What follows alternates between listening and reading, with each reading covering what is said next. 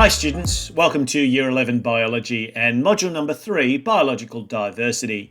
This is our penultimate video, number 18. We're going to be looking at modern evolutionary change and specifically in the context of cane toads in Australia. So what we want to be able to do in this video is just to briefly introduce you to an explanation of modern day examples that demonstrate evolutionary change, and we're going to have a little bit of a look at the cane toad. So what do we mean by neo-Darwinianism or the modern definition of natural selection? Well, differential reproduction in nature leading to an increase in the frequency of some genes or gene combinations and a decrease in the frequency of others tries to, I guess, get at the fact that there is a genetic basis that we now understand, which of course Charles Darwin did not understand when he put forward his ideas about natural selection. And now we know that there's a whole lot of genes that are coded for in the DNA of the cells. And so what can happen is that through those processes, those key processes of variation, selecting agent and reproduction, we're going to have some genes or some combinations of genes that are selected for, and therefore the frequency of those genes will increase in a population, and others which may be selected against, and those will decrease, perhaps even disappearing from another population.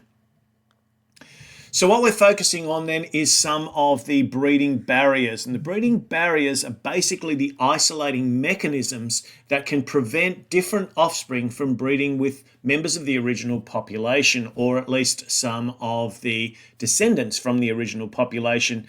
And of course, when this happens, breeding, successful breeding is our biological definition of a species. And so therefore, if this is prevented, then we have speciation. Now, there is a number of ways in which speciation can occur, and you can see kind of a little continuum here on the slide, but I'm going to talk about the two extremes in the context of some things that we've talked about previously, and that is Darwin's finches. Allopatric speciation is a type of speciation that occurs when we get some sort of a physical barrier. So if our original population gets separated into subgroups on the basis of something physical, like a river, an ocean, a mountain, some physical barrier that they can't cross and which actually isolates the two subpopulations from one another, then it's possible that the two groups will actually evolve in response to a different set of selective pressures.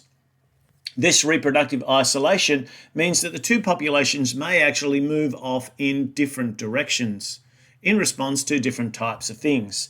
Allopatric speciation is an example of what might have happened with the finches. So finches which originally colonized the Galapagos and then got isolated onto the different islands developed in response to the food that was available on each of the different islands. And so the one original population of finches became a number of different species as a result of some of the specializations which were specific adaptations of the population to the selective pressures that occurred on each of the islands. And of course, most of that occurred in the context of the diet and the effect that that actually had on the size and shapes of different beaks. Now, this was so significant that when the two populations do come back together and we get some sort of little overlap between those two, then the individuals do not interbreed. And remember, because our definition of species is successful breeding populations, that if these two species no longer breed with one another, then we say they have speciated. They become two different species. At the other end of this continuum is sympatric speciation. Now, sympatric speciation occurs when the population remains in the same geographic area. So the original population just has some sort of polymorphism, some sort of change that occurs within that kind of creates a subgroup within the original population. A lot of the studies that was done by the Grants tended to find some examples of this sort of sympatry between different types of individuals, sometimes on the basis of something like their song. So two populations which do not seem to have any particular reason not to interbreed with one another don't, because the song is so specific to the individuals that the singers do not recognize the songs of other species.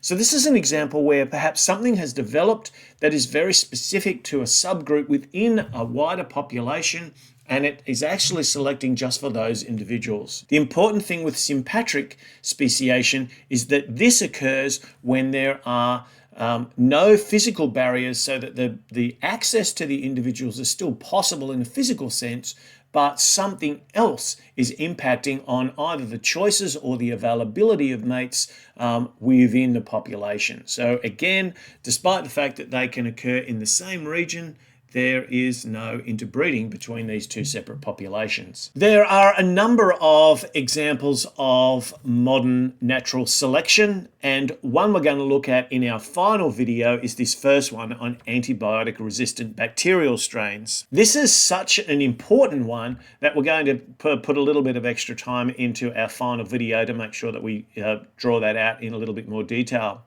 But I'm sure you've noticed that each summer season, as the flies and the mosquitoes start to build up again in Australia, we get new, better, improved formulations of our insect killing substances. And that's because the more we spray them, the more we reduce the population that are not resistant to those particular chemicals, and the more we select for those individuals that are. And those ones that do survive when we spray everything everywhere are then able to reproduce, and they pass on that ability to resist the pesticides to their offspring. So the numbers that can resist grows greater each year, and therefore we need to keep updating the strength or the active components of our pesticides. Warfarin resistance also shows this in rats, mutant viral strains like influenza virus, and of course we've all been very conscious of the fact that COVID-19 has also developed a number of different strains, a number of different variants that continues to create some problems even today. Toxic metal tolerance in grasses is another example. Myxomatosis virus resistance in rabbits, that was very successful when it was first released. We've now got the Calicivirus virus that's been targeted to try and reduce the number of rabbits in Australia, and even that one's not working so well. And one that we are going to have a look at in a little bit of detail in this one, which is limb length in cane toad populations. Rick Shine's done a lot of research. He and his team have put a lot of material together, have carried out a lot of surveys on the cane toads to have a look at the expansion from their original introduction to Australia to try and attack the cane beetles in the sugarcane crops. That wasn't particularly successful, but the cane toads most certainly were. They've been able to expand their territories. They've moved west across the country and south into some of the southern states, and they have been very, very successful at doing this. One of the things that Rick Shine's team noticed was that between the 1940s to the 1960s, the expansion in the range of cane toads was around about this 10 kilometres per year mark. So not too fast, not moving too quickly. The range wasn't increasing by too much. Of course, there are no natural predators, and this is one of the things that created a great environment for the cane toads. And in fact, their poison was wiping out a lot of the natives, so it was also reducing some of the competition that they had. What the team have found, though, is that the present rate is up to 50 kilometres per year, and this is why we've seen an acceleration in the distribution and abundance of cane toads in our country. Radio transmitters have been used to monitor toads, and one of the findings has been that toads with longer legs move faster and arrive first in new areas. And what this means is that these individuals are able to colonize the ponds that are there, are able to breed. They're going to pass on that advantageous gene or whatever it is that codes for longer legs in toads, and they are going to pass that on to their offspring, which means that the genetic frequency of long-leggedness in cane toads is going to increase in the population. Now, whether it leads to speciation, we're still looking at this, obviously, in real time, but it's been a very, very interesting study in order to see exactly how these different types of pressures and this pressure to expand into new territories has favoured these individuals with longer legs that can move more quickly and can certainly have been responsible for this increased rate of migration and expansion from a rate of 10 kilometres per year to 50. The long-legged Toads also seem to have better endurance and travel half a kilometre further over a 3-day period than their shorter-legged cousins. And of course, this has been one of the things that's contributed to their great expansion, their increased distribution. But when we study cane toads, we also look at some of their predators. And there's been an interesting study, some of the results that I saw from 2006, Phillips and Shine, have showed some snakes from toad-exposed localities had an increased resistance to toad toxin and a decreased preference for toads as prey. So they had a look at some of the things that were happening within the population of snakes. The snakes are natural predators of toads, but the fact that the toads are so poisonous has, and of course being poisonous is important because you don't want to kill your predator. You want them to learn not to eat you.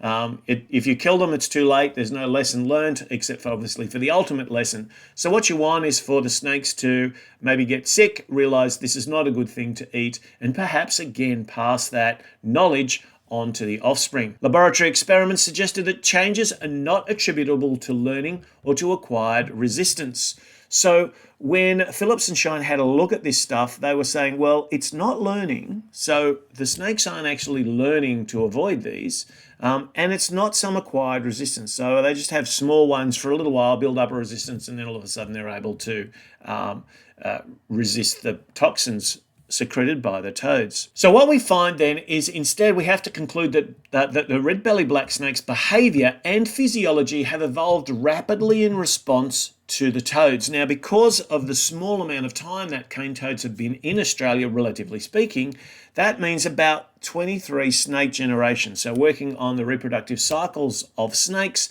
about 23 generations for them to develop some of these responses to the presence of cane toads.